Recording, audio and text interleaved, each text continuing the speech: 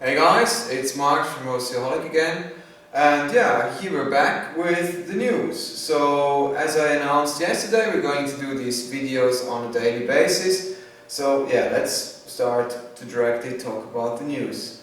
Today there have to be the first benchmarks surfacing from Nvidia's Tegra K1. Actually, yeah, it's not the very first benchmarks, but it's a full set of benchmarks this time.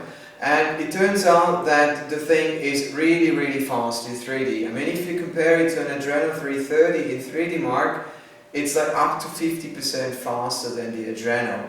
So yeah, we're quite curious to see these things come to market and yeah, finally see some product surfacing. Then next up, we're on with the news about the PC gaming hardware market, which is actually showing significant growth again. I mean, if you keep in mind that the desktop market is declining over and over again, I mean, just like there has been a news from IDC that it's been getting smaller by 1.7% in the last quarter compared to the year before.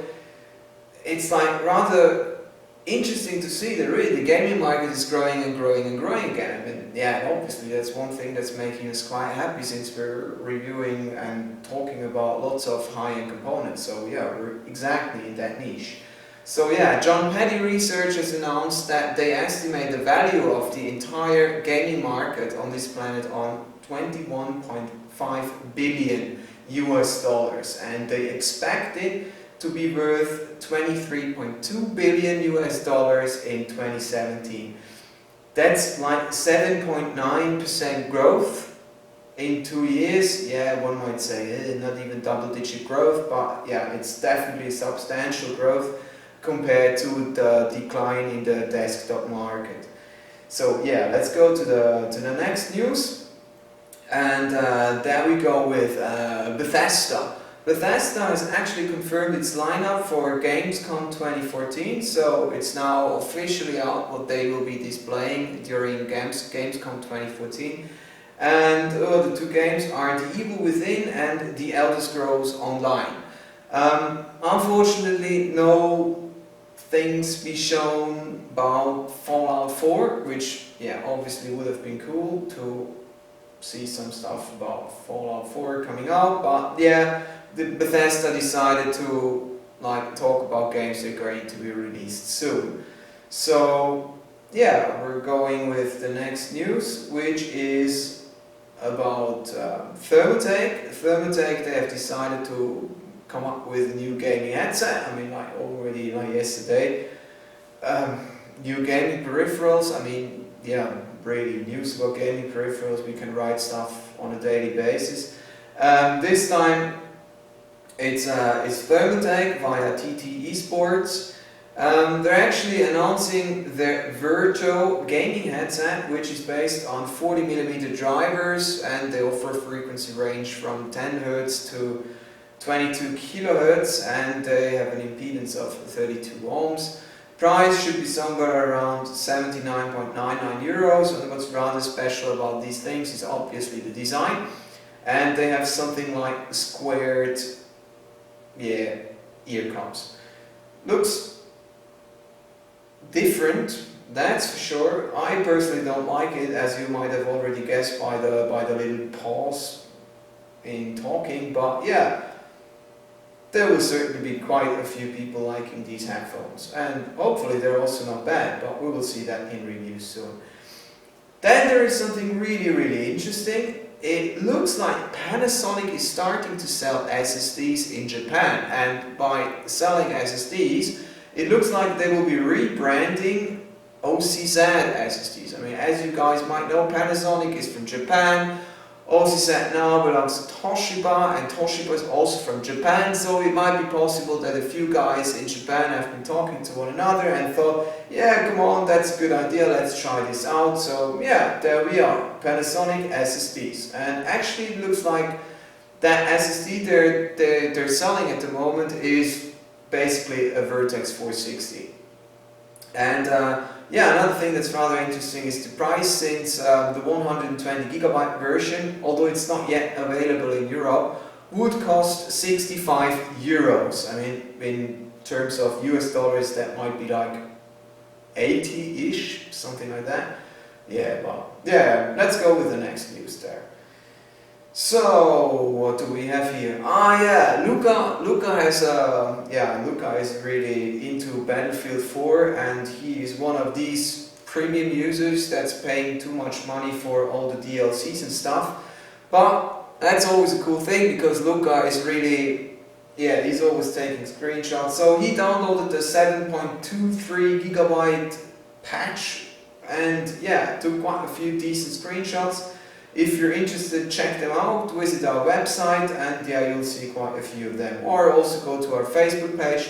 He always posts all the stuff there too. I mean, he's Italian, his life is on Facebook. Next up, we're with the news on from Palit.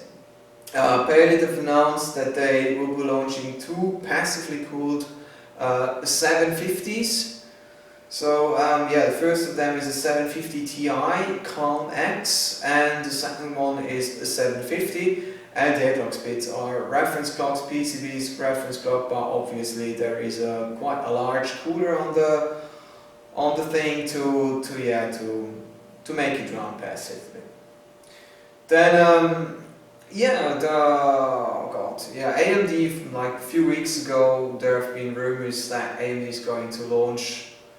That they're going to bundle their FX-3970 and 5990 with all-in-one coolers.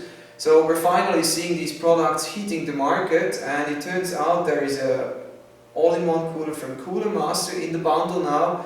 And in the beginning, it has been estimated that AMD might charge like $50 plus, but actually in Europe it's $75 they're charging for additional for the bundle.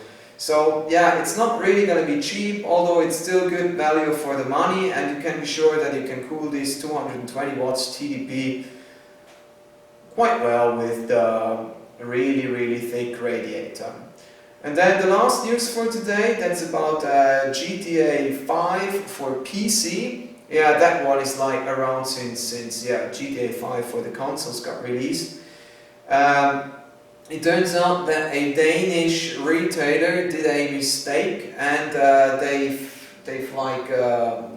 come up with the launch date of the game for PC, which might be the 14th of November. Yeah, it was either a mistake or an error in their system, whoever knows. Yeah, so, but most other hardware sites or gaming sites, they now think they know the release date of GTA 5 for the PC. So yeah, then as I said, an outlook on upcoming reviews. What we have here is the ASRock C97 OC formula. I'll put it a bit closer to the camera that you guys can have a look.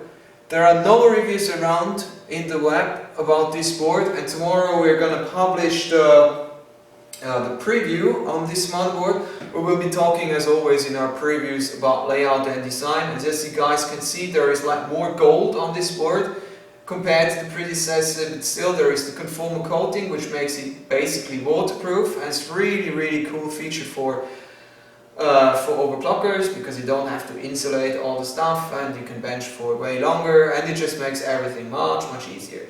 And yeah, all the details tomorrow in the review, and thanks for watching guys, and see you tomorrow. Bye bye!